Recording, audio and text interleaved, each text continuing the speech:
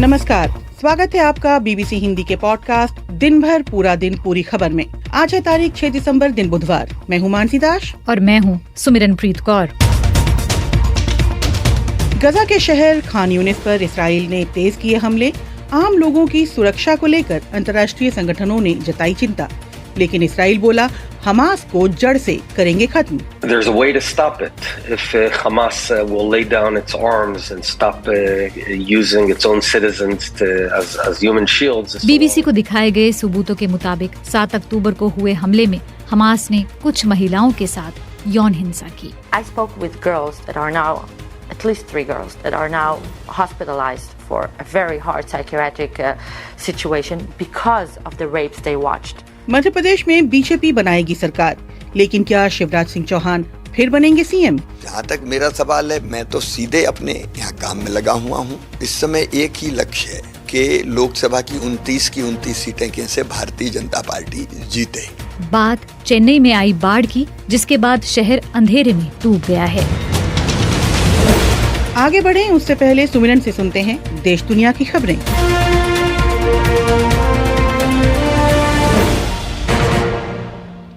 Bharatiya Janata party के 10 सांसदों ने अपनी संसद सदस्यता से इस्तीफा दे दिया है। बीजेपी अध्यक्ष जेपी नड्डा की अध्यक्षता में सभी 10 सांसदों ने पहले प्रधानमंत्री, लोकसभा स्पीकर और राज्यसभा चेयरमैन से मुलाकात की और उसके बाद उन्होंने अपना इस्तीफा सौंपा।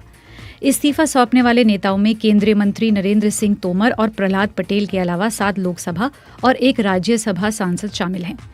इस कदम को मध्य प्रदेश, छत्तीसगढ़ और राजस्थान में नए मुख्यमंत्रियों के चुनाव से जुड़ी प्रक्रिया का हिस्सा बताया जा रहा है। विपक्षी पार्टियों के गठबंधन इंडिया की बुधवार को होने वाली अहम बैठक टाल दी गई है। इस बैठक में गठबंधन के सदस्य दलों के अध्यक्ष शामिल होने वाले थे और इसमें अगले साल होने वाले लोकसभा चुनाव से जुड़ी रणनीतियों पर बात होनी थी, लेकिन अब ये अहम बैठक दिसंबर के आखिर में होने की उम्मीद है। कई मीडिया रिपोर्ट्स में ये दावा किया गया था कि इंडिया गठबंधन के कई नेता 6 दिसंबर की बैठक में शामिल नहीं हो रहे और इसलिए इसे टालना पड़ा। अब नीतीश कुमार ने इस मामले पर कहा कि ये सारी फालतू बातें हैं। न्यूज छप रहा था कि हम नहीं जा रहे, फालतू बात है। अरे बीच में हमको बुखार न था जी, तो उसके चलते उसी बीच उनका खबर आया था, हम कह दे कि नहीं और लोग जाएंगे, इनके बारे में कहे ये भी रहेंगे और सब लोग रहेंगे इधर से। अब बाद में जब आगे होगा तो हम नहीं जाएंगे, कहीं सब संभव है जी। हम तो चाहते ही हैं कि तेजी से सब लोग करे काम। राष्ट्रीय राजपूत करनी सेना के प्रमुख सुखदेव सिंह गोगामेड़ी की हत्या के मामले में 24 घंटे बाद फरार हमलावरों पर पुलिस ने बुधवार को 5-5 लाख रुपए का इनाम घोषित किया है। डीजीपी उमेश मिश्रा ने गोगामेड़ी हत्याकांड की जांच के लिए स्पेशल इन्वेस्टिगेशन टीम गठित की है। डीजीपी के अनुसार गोगामेड़ी हत्याकांड के दोनों फरार अभियुक्तों की पहचान कर ली गई है। हमलावरों की तलाश में राजस्थान समेत हरियाणा, पंजाब में छापेमारी की जा रही है। केंद्रीय गृह मंत्रालय की सिफारिश पर अवैध निवेश को बढ़ावा देने और पार्ट टाइम जॉब के नाम पर धोखाधड़ी करने के आरोप में 100 से ज्यादा वेबसाइट्स को बैन कर दिया गया है। रूस के राष्ट्रपति व्लादिमीर पुतिन अबू धाबी में संयुक्त अरब अमीरात के राष्ट्रपति से मुलाकात कर रहे हैं, जिसमें वे सऊदी अरब का दौरा भी करेंगे। एजेंडा में गजा और यूक्रेन में युद्ध के साथ साथ तेल उत्पादन भी शामिल होगा। अपनी वार्ता की शुरुआत में राष्ट्रपति पुतिन ने संयुक्त अरब अमीरात और रूस के बीच मजबूत संबंधों के बारे में बात की।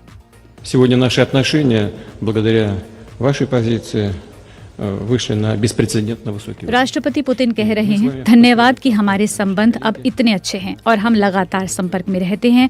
हमारे सहयोगी लगातार एक दूसरे के साथ काम करते रहते हैं और वास्तव में यूएई अरब दुनिया में रूस का मुख्य व्यापार भागीदार है। पिछले साल हमारे बीच व्यापार में वृद्धि हुई है और मुझे लगता है कि इस वर्ष भी ऐसा ही होगा। चीन ने तालिबान सरकार की ओर से नामित राजनयिक को अफगानिस्तान के राजदूत के रूप में दर्जा दे दिया है। ऐसा करने वाला चीन पहला देश है। चीन तालिबान को एक जायज सरकार का आधिकारिक दर्जा दे चुका है।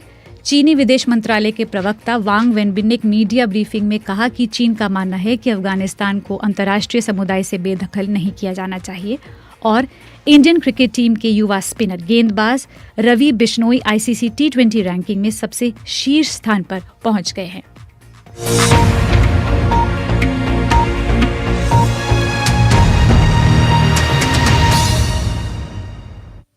7 अक्टूबर को इसराइल पर हुए हमास के हमले में महिलाओं के साथ यौन हिंसा की गई थी। बीबीसी ने इसके साक्ष्य देखे सुने हैं। कार्यक्रम में आगे इस पर होगी चर्चा, लेकिन पहले युद्ध के मैदान से ताज़ा जानकारी।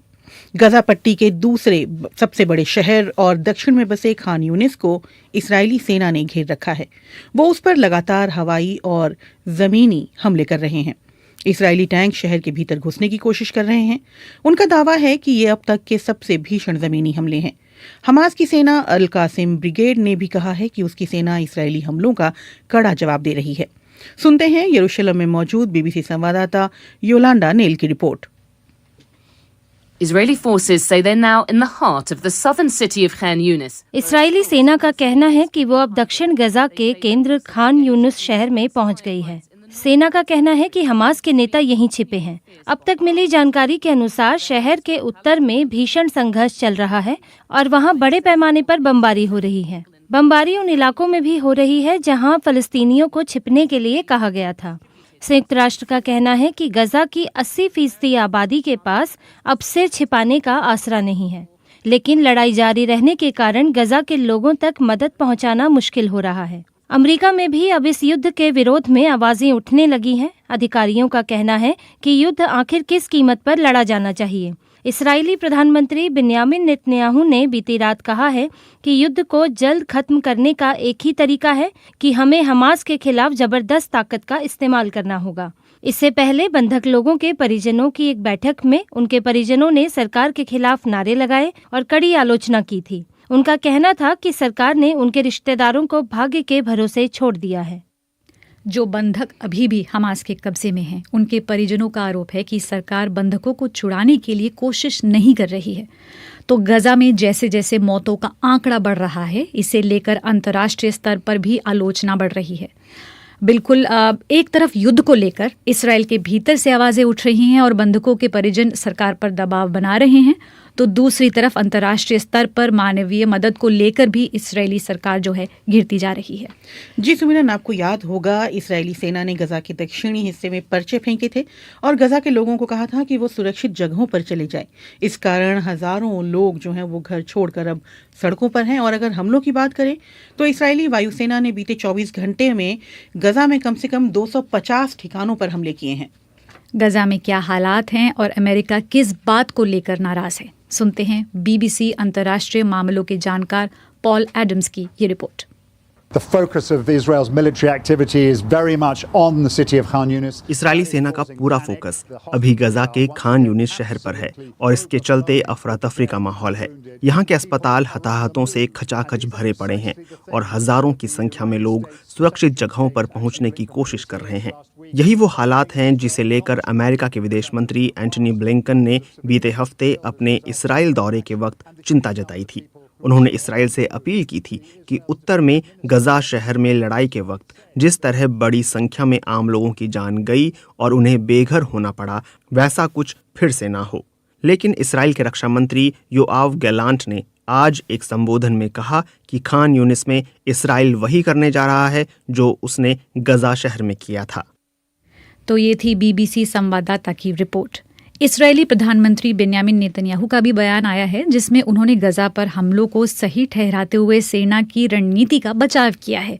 इस्राएल के पूर्व प्रधानमंत्री ने भी इस्राएल का बचाव ही किया और बीबीसी से कहा कि इस्राएल गजा में संयम दिखा रहा है। उन्होंने कहा कि अगर आम लोगों को चोट पहुंचाना चाहते तो हम ये पूरी जंग 8 अक्टूबर को एक ही दिन में ख़त्म कर सकते थे, जीत सकते थे। हम गजा पर अंधाधुंध बमबारी कर सकते थे। ऐसा करना हमारे लिए और दुनिया के लिए आसान हो जाता काम, लेकिन हम ऐसा नहीं कर रहे, ऐसा कहना है पूर्व प्रधानमंत्री नेफ्ताली बेनेट का। नेफ्ताली बेनेट का बयान सुनते हैं। There's a way to stop it. If Hamas will lay down its arms and stop using its own citizens to इस लड़ाई को रोकने का कोई रास्ता नहीं है। अगर हमास ये कहता है कि वो हथियार डाल देगा और अपने नागरिकों का इस्तेमाल मानव ढाल के रूप में करना बंद कर देगा तो ये लड़ाई रुक जाएगी। अगर किसी के पास कोई और अच्छी योजना है तो पेश करें, लेकिन अगर ऐसा नहीं है तो हमें हमास को जड़ से खत्म करना होगा। हमारे पास कोई और विकल्प नहीं होगा। जैसा कि हम बात कर रहे थे कि गजा के दक्षिण की तरफ जो भीषण लड़ाई चल रही है, उसे लेकर अंतर्राष्ट्रीय स्तर पर चिंता जताई जा रही है। बीबीसी से बात करते हुए राहत कार्य में लगी एजेंसी मेडिसा सॉ फ्रॉन्टियर की कार्यकारी विदेशक डॉक्टर नैटली रॉबर्ट्स ने कहा, Since the fighting restarted a few days ago, we're receiving hundreds of wounded patients in hospitals in Khan Yunis in the south of Gaza. Doctor Natalie Roberts कह रही हैं, कुछ दिन पहले फिर से लड़ाई शुरू हुई है और हम खान यूनिस के अस्पतालों में बड़ी संख्या में घायलों को देख रहे हैं। अस्पताल में उनकी क्षमता के हिसाब से कहीं ज्यादा संख्या में घायल और बीमार लोग आ रहे हैं। कुछ घायलों की स्थिति इतनी बुरी है कि डॉक्टरों के लिए उनका इलाज करना मुश्किल हो रहा है।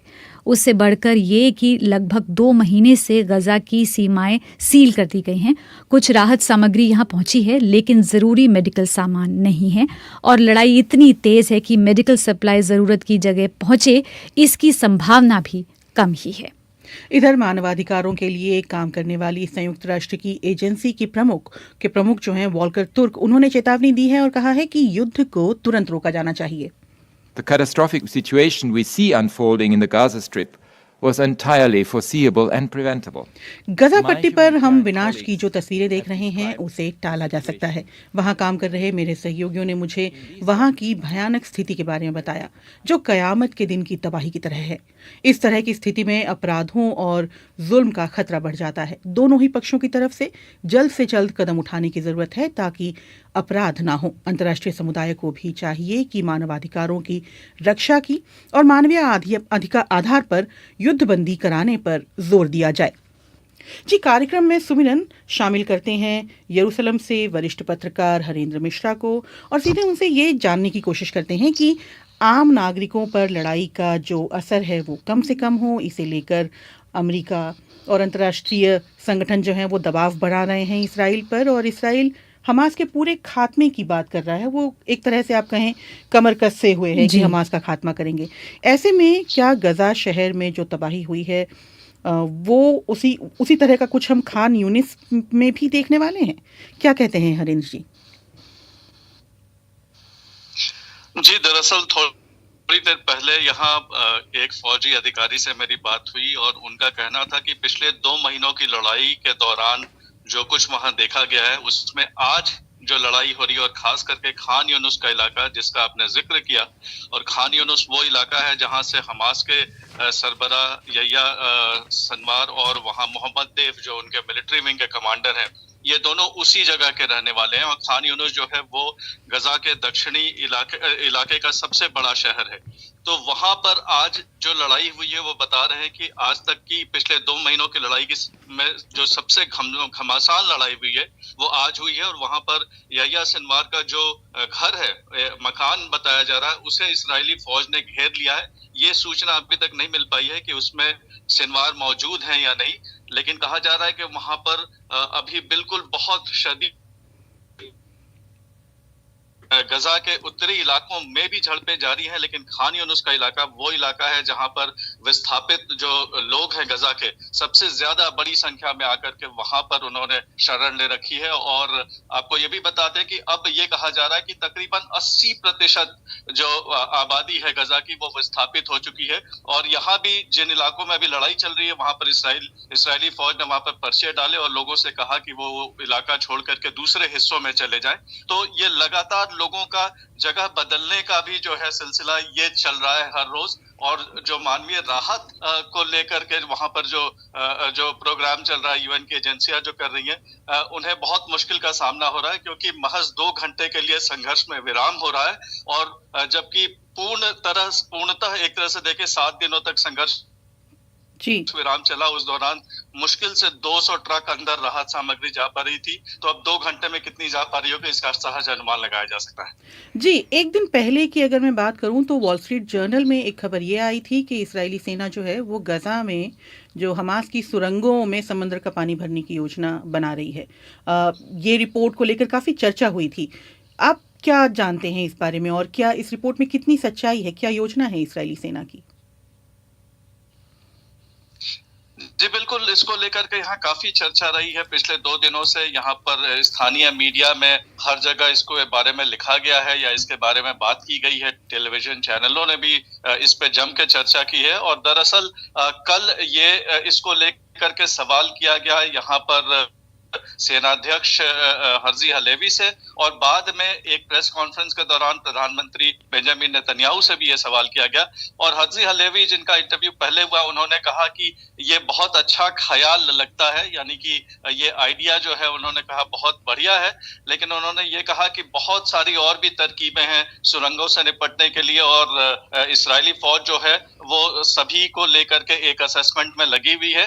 उन्होंने इस बात की पुष्टि नहीं की कि ये उनका ओरिजिनल प्लान रहा है या इसको लेकर के कोई विचार पहले से चल रहा है। हालांकि आपको ये बता दूं कि इस तरह की चर्चा इजराइल में मैं पिछले 1.5-2 महीने से सुनता रहा हूं और लोग ये कहते रहे कि ये करना जो है वो आसान होता, हालांकि फिर वहां पर इंसानी सतह पर क्या तबाही होती इसका कोई अनुमान लगाया नहीं जा सका, क्योंकि वहां पर मिट्टी जो है वो खराब हो जाती, वहां की जो बुनियादी जो ढांचा है नीचे का वो मकानों का जो है वो खराब हो सकता था और उसको लेकर के तबाही हो सकती थी। तो इस तरह की बाकी सारी जो है समस्याएं हो सकती थी और बेंजामिन नेतन्याहू ने ये कहा कि वो इस बारे में कुछ कहना नहीं चाहेंगे क्योंकि वो नहीं चाहते कि दुश्मन जो है इस्राएली योजना के बारे में उसे किसी तरह की कोई खबर मिले। जी बिल्कुल, बहुत बहुत शुक्रिया इस पूरी जानकारी के लिए। तो ये थे इस्राइल से वरिष्ठ संवाददाता हरेंद्र मिश्रा। आगे बढ़ें और बात करें हमास के मीडिया दफ्तर की, जिसका कहना है कि इस्राइल के हमलों में अब तक 16,000 से ज़्यादा लोगों की मौत हुई है, जिनमें 7,000 से ज़्यादा बच्चे हैं और 45,000 नहीं मेरे ख्याल से 4,500 से ज़्यादा महिलाएं हैं। जी, इस्राइल का कहना है कि अभी भी उसके 138 नागरिक जिनमें बच्चे, औरतें और बुजुर्ग शामिल हैं हमास के कब्जे में हैं और इस्राइल ने अंतर्राष्ट्रीय समुदाय से उन्हें बचाने की अपील की है। 7 अक्टूबर को हमास ने इस्राइल पर हमला किया था, जिसके बाद इस्राइल ने गजा पर हमला शुरू किया और एक दिन बाद इस युद्ध को 2 महीने पूरे हो जाएंगे। जी, 7 अक्टूबर को हमास के हमलों के दौरान महिलाओं के साथ बलात्कार, यौन हिंसा और महिलाओं के अंग शत विशत किए जाने के साक्ष्य बीबीसी ने देखे और सुने हैं। मध्य पूर्व मामलों की बीबीसी संवाददाता लूसी विलियमसन के अनुसार हमास के हमले में मारे गए लोगों के शवों की पहचान करने, उन्हें इकट्ठा करने में जुटे लोगों यानी चश्मदीदों ने बीबीसी को बताया कि उन्होंने कटे अंग, टूटे हुए पेल्विस, चोट जैसे यौन हिंसा के कई निशान देखे और पीड़ितों में बच्चे, किशोर और बुजुर्ग तक शामिल हैं। श्रोताओं को सबसे पहले यहाँ पर बता दें कि हमले के दिन से जुड़ी इस रिपोर्ट में शामिल कुछ विवरण विचलित करने वाला है। हमास के हमले के दिन के बारे में पुलिस ने एक महिला चश्मदीद से बात की। उन्होंने कहा, They bent her over and I realized they were raping her one by one. Then she was passed to another man in uniform. She was still alive when she was being raped. He shot her in the head while he was still raping her. वो एक महिला पर झुके थे। मुझे एहसास हुआ कि वो उसका बलात्कार कर रहे हैं। वो लोग एक के बाद एक उसका सामूहिक बलात्कार कर रहे थे। वो महिला उस समय जीवित थी। एक व्यक्ति ने उस महिला के सिर पर गोली मारी, लेकिन वो उसके साथ बलात्कार करता रहा। फिर उन्होंने उसके शरीर के अंग काटे और हवा में लहराए। ये नोवा फेस्टिवल में आई एक महिला के बारे में है जो 7 अक्टूबर को उस फेस्टिवल में गई थी। जिस महिला चश्मदीद ने इसके बारे में पुलिस को जानकारी दी वो हमले के वक्त वहीं पर मौजूद थी। इस हमले में किस पैमाने पर हिंसा हुई उसके बारे में स्पष्ट जानकारी मौजूद नहीं है, लेकिन घटना के बाद क्षत विक्षत शव मिले हैं और पुलिस का भी ये कहना है कि उन्हें पूरे फोरेंसिक सबूत नहीं मिल पा रहे हैं। जी, 7 अक्टूबर को सोशल मीडिया पर एक वीडियो सामने आया था जिसमें हमलावर लड़ा के महिलाओं के शव को ट्रक में ले जा रहे थे। एक महिला की पैंट पर खून के धब्बे थे। शव इकट्ठा करने वालों ने बीबीसी संवाददाता लूसी विलियमसन को बताया कि हमले के बाद घटनास्थल की खींची गई तस्वीरों में महिलाओं के शव कमर से नीचे बिना कपड़े के दिख रहे हैं। कुछ महिलाओं के पैर छितरे हुए हैं और उनके प्राइवेट पार्ट, पैरों में चोट के निशान हैं। और इस्राएली मंत्री में गोलान ने लूसी विलियमसन को बताया, I spoke with girls that are now, at least 3 girls that are now hospitalized for a very hard psychiatric situation because of the rapes they watched. इस्राएली मंत्री कह रही हैं, मैंने कम से कम 3 लड़कियों से बात की है जिन्होंने अपनी आंखों के सामने बलात्कार होते देखा और इस कारण वो भी अभी बेहद ख़राब मानसिक स्थिति से जूझ रही हैं और अस्पताल में हैं। उन्होंने मरने की एक्टिंग की और बलात्कार होते देखा। उन्होंने वहाँ हो रही सब बातें सुनी। कुछ ने कहा कि वो जीना नहीं चाहती, कुछ अभी भी इस सदमे से उबर नहीं पाई हैं।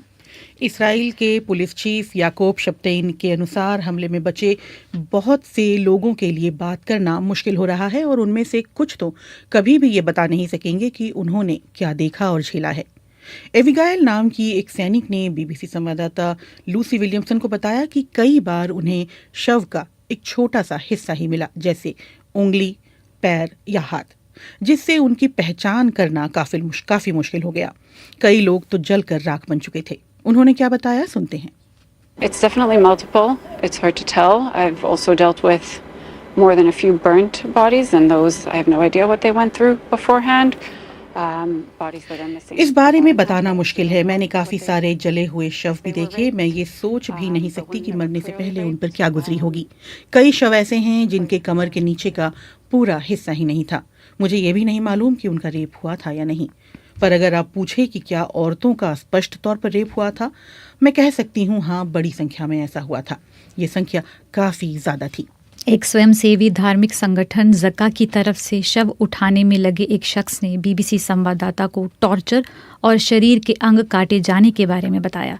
अधिकांश सबूत उन वॉलंटियर्स की ओर से आए हैं जो हमले के बाद से ही शवों को इकट्ठा करने में लगे हुए हैं और जो पहचान के लिए शूरा सैन्य अड्डे तक ले जाए गए शवों को संभाल रहे हैं।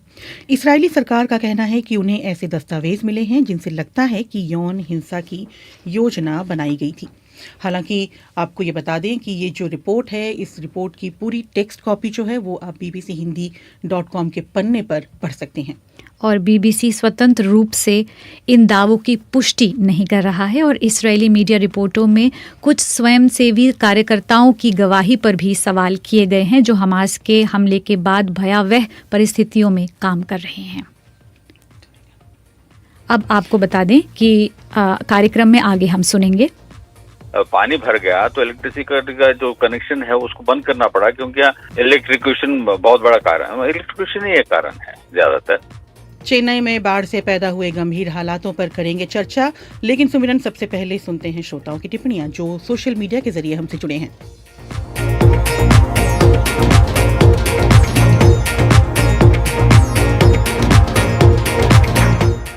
तो मैं शुरुआत करती हूँ मानसी यूट्यूब से। तो सुखदेव सिंह हैं जो कह रहे हैं कि उनको दुख हो रहा है ये सब सुनकर। पंकज कुमार हमारे साथ जुड़े हुए हैं जो कह रहे हैं कि इस तरह का जो काम है उसकी वजह से फ़लस्तीन का ही आंदोलन जो है वो कमज़ोर हो सकता है। हमारे साथ इम्तियाज़ अहमद हैं जो बता रहे हैं, कुछ टिप्पणी कर रहे हैं। नवीन कुमार हमारे साथ जुड़े हुए हैं। संजीव कुमार हैं जो कह रहे हैं कि हमास को ऐसी हरकत नहीं करनी चाहिए थी। और कई लोग हैं जो बाढ़ के बारे में भी सवाल कर रहे हैं और उसके बारे में हम कार्यक्रम में आगे तो बात करेंगे। जी मानसी बताएं। फेसबुक पर कई लोग हमसे जुड़े हैं। पुरुषोत्तम कुमार लिखते हैं स्पीचलेस। उन्होंने रोते हुई कुछ इमोजीज बनाई हैं। उसके आगे पंडित अजीत धर द्विवेदी लिखते हैं कि कोई भी युद्ध समस्या का समाधान नहीं बल्कि विनाश का प्रमुख कारण है। इसके अलावा हमारे साथ और भी कई लोग जुड़े हैं। जगदीश वर्मा हमारे साथ हैं, हीरालाल रॉय हैं, मदन लाल लंबोरिया हैं और भी कई लोग हमारे साथ जुड़े हुए हैं जो इस बात पर चर्चा कर रहे हैं। जी, अब कार्यक्रम में आगे बढ़ते हैं। जी बिल्कुल, आगे बढ़ते हैं और बात करते हैं 5 राज्यों में हुए विधानसभा चुनावों की। जी, जहां 3 राज्य छत्तीसगढ़, मध्य प्रदेश और राजस्थान में बीजेपी ने जीत दर्ज की और सरकार बनाने जा रही है। वहीं एक राज्य तेलंगाना में कांग्रेस ने जीत दर्ज की। तेलंगाना में कांग्रेस ने रेवंत रेड्डी को सीएम बनाने का फैसला किया है। वहीं बीजेपी जिन राज्यों में जीती है वहां सीएम की कुर्सी किसे मिलेगी इसे लेकर अभी भी संशय बना हुआ है। बीजेपी की एक खास बात ये भी रही कि पार्टी ने चुनाव से पहले भी सीएम चेहरे को लेकर कोई ऐलान नहीं किया था, लेकिन मध्य प्रदेश, जहाँ तक मध्य प्रदेश की बात है, जहाँ भारतीय जनता पार्टी को बड़ी जीत मिली है, यानी 200 कई सीटें जो हैं वो हासिल की हैं, वहाँ फिलहाल मुख्यमंत्री शिवराज सिंह चौहान हैं। वो 18 साल तक इस पद पर बने रहे हैं और चुनाव से पहले शिवराज चौहान की लाई लाडली बहन योजना को कुछ लोग चुनाव में जीत का कारण बता रहे हैं। जी, इस कारण पद के लिए शिवराज चौहान जो है वो मजबूत दावेदार के रूप में भी सामने आए हैं। नतीजे आने के बाद ज्योतिरादित्य सिंधिया ने क्या कहा था लाडली बहन योजना को लेकर, सबसे पहले वो सुनते हैं। बहुत बड़ा असर लाडली बहना, मैं कहूँगा कि पूर्ण रूप से गेम चेंजर है और इसका पूर्ण श्रेय अगर एक व्यक्ति को जाता है तो वो केवल शिवराज सिंह चौहान जी को जाता है।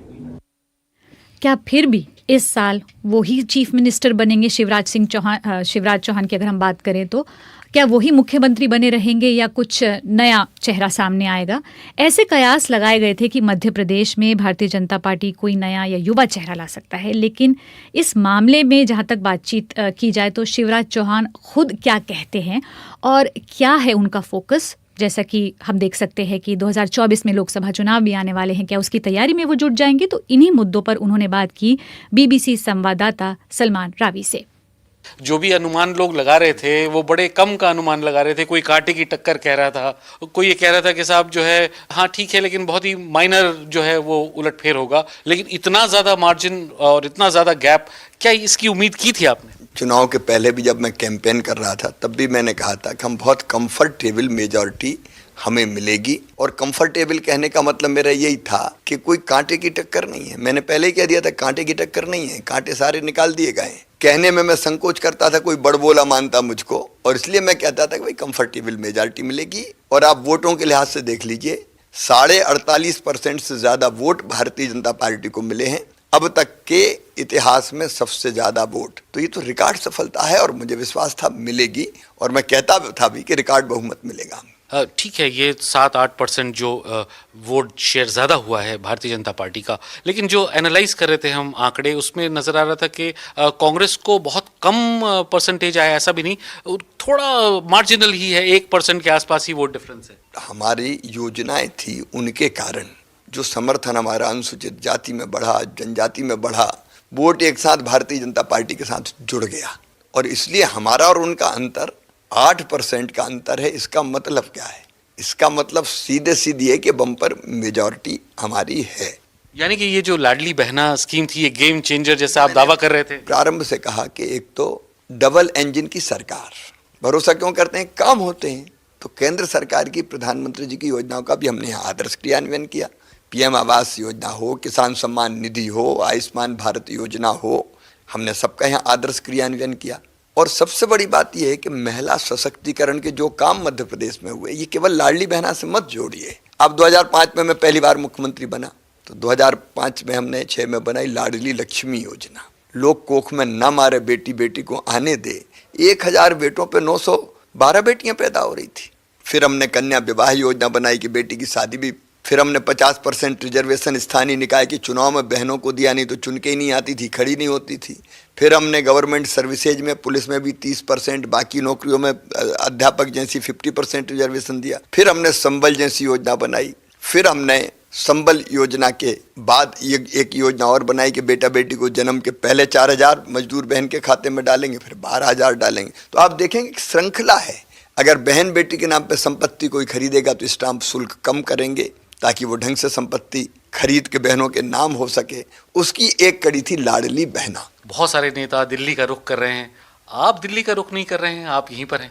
हाँ, दिल्ली में पार्लियामेंट चल रही है, तो मेंबर ऑफ पार्लियामेंट के नाते भी दिल्ली लोग गए हैं, हमारे वरिष्ठ नेतागण। जहाँ तक मेरा सवाल है, मैं तो सीधे अपने यहाँ काम में लगा हुआ हूँ। आचार संहिता हट गई है तो कुछ जरूरी काम थे वो पूरे करना है। इस समय एक ही लक्ष्य है कि लोकसभा की 29 की 29 सीटें कैसे भारतीय जनता पार्टी जीते।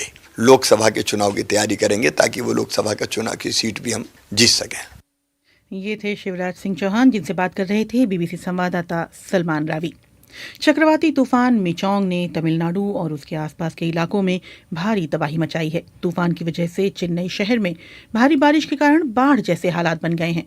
तूफान की वजह से चेन्नई के कई इलाकों में जो है वो कई इलाकों से तबाही की तस्वीरें सामने आ रही हैं। जी, वहाँ अब ताज़ा हालात क्या हैं, हालात आखिर ऐसे क्यों बन गए, और जो वहाँ का ड्रेनेज सिस्टम है वो भी चर्चा में है।